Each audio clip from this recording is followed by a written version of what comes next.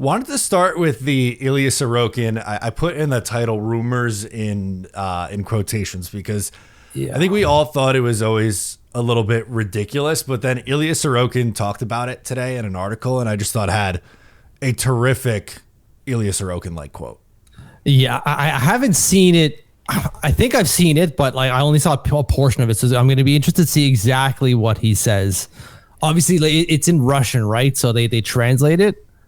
So yeah, I'm wondering what he says exactly about these rumors, because I could imagine it's just like, what the hell are we talking about? Yeah, the one that stood out was just this little section that I'm going to read. I wasn't surprised by the rumors. It's part of the business. What did surprise me, though, was how seriously people took them, even though everyone knows I have a no trade clause. But overall, let them talk, he says. Let them talk. Boom. It's so dumb. I don't get it. I really don't.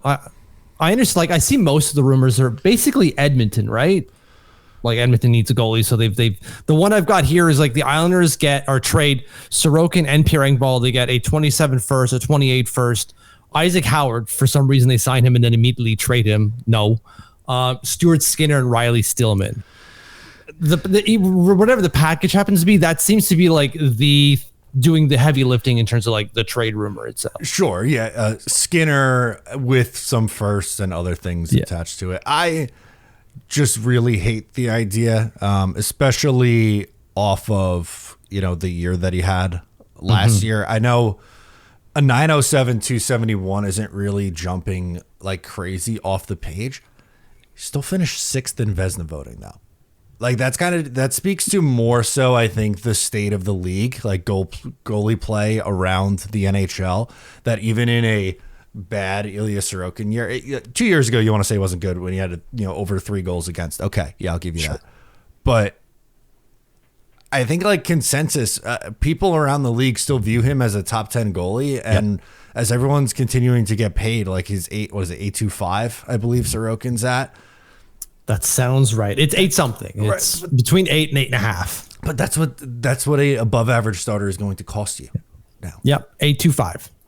Sure, he signed for the next this and 6 years at 29 years old, but whatever, it's fine. The miles aren't heavy on this kid. I say he's kid because he's a lot younger than I am, but I'm not worried about the contract itself whatsoever.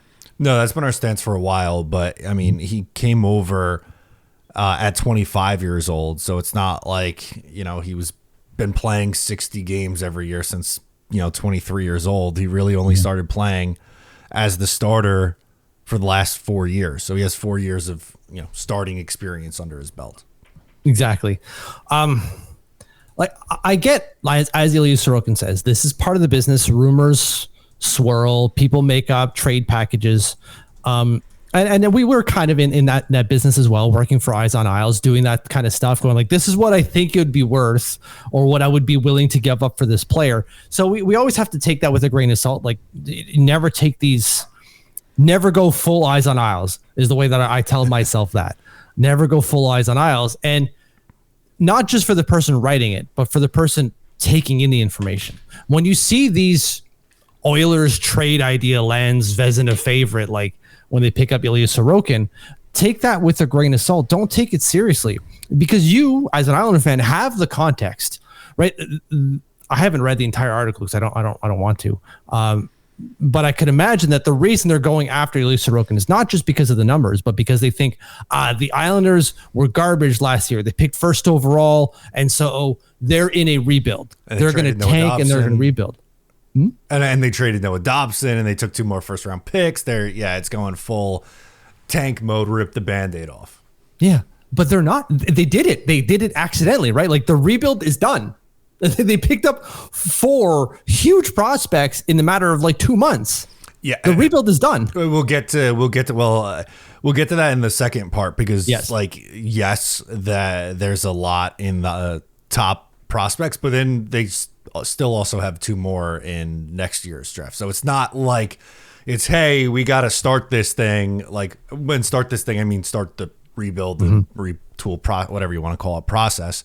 And we're trading Sorokin and Horvat and Barzal. I think they kind of made their choice with Brock Nelson, who was on an expiring deal, and they made the choice with Noah Dobson as it became abundantly clear that he wanted to go to Montreal. And apparently it came out today that Columbus offered him more money and he still wanted to go to Montreal. So, whatever, his right, fine, good. Like I would rather play for the Canadians than the Columbus Blue Jackets. Sorry to all the Blue Jackets fans listening to this Islanders Patreon subscription podcast that there are right now.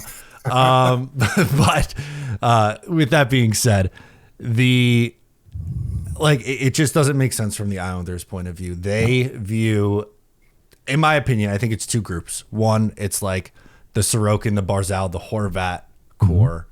And then if you want to include Romanov, I guess, in that too, because he just got the big extension. And then the next group with like Schaefer and Yzerman and all those guys. Absolutely.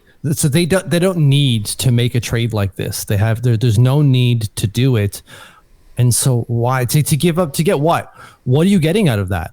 Picks 2 years from now, 2 to 3 years from now, a goalie who's absolute garbage. Well, maybe not. He had a good 16 game sample at one point 2 or 3 years ago, and Isaac Howard. And sorry, again, I'm picking on this package, and that's not necessarily fair. Ultimately, you're getting futures for Ilya Sorokin, and in whatever trade package that is out there. And that makes no sense to the New York Islanders because they're, as Mr. Dash kind of alluded to in the letter he sent out to fans today, really saying like, we're trying to be competitive. Of course, they're not going to be Stanley Cup competitive, but they're still trying to be a good team today and in the future. We're trying to do both here, and giving up Ilya Sorokin is not going to let us achieve that. No, and I think that's part of the reason why not all, but a good chunk of this fan base has excitement, because it's not just the, hey, we're going to keep kicking the can down the road and just put on the facade that we're actually trying to compete for a Stanley Cup here. It's, we have our group that we like and are transitioning and trying to get younger at the same time. That was another thing that he said, like playing with speed and defense was in that, which I think he's said any single time there's been a microphone in front of his face for the last 2 months, which I don't mind, but like, it feels like tides are changing, but not in the sense of, hey, let's trade the franchise goalie and acquire Stuart Skinner, who, stinks. Yeah. It feels like, how do I want to say this? It certainly feels like we're bound for mushy middle territory, but like that seems acceptable to me. I'm totally fine with that because there's more upside to it. Well, yeah. And especially too, like when you consider, like, there's a very real possibility that they trade someone like JG Peugeot at the deadline, maybe Anders Lee also. I get it. Like he's the captain, like a little different there with Lee, but they could. Sure. But yeah, like they could be mushy middle, but you might get 40 games of Cal Ritchie this year, and you're like, oh, I really like that. Or Matthew Schaefer plays, and holy shit, like, yeah, this kid can play 23 minutes a night at 18 years old. Or, some of these other younger players that are coming in, Shabanov, right? Another guy. So what does Siplikov do in year 2? What is Holmstrom? How does he build off of the year from last year? Like, it's definitely, in my opinion, going to be a more exciting watch, even if the results are similar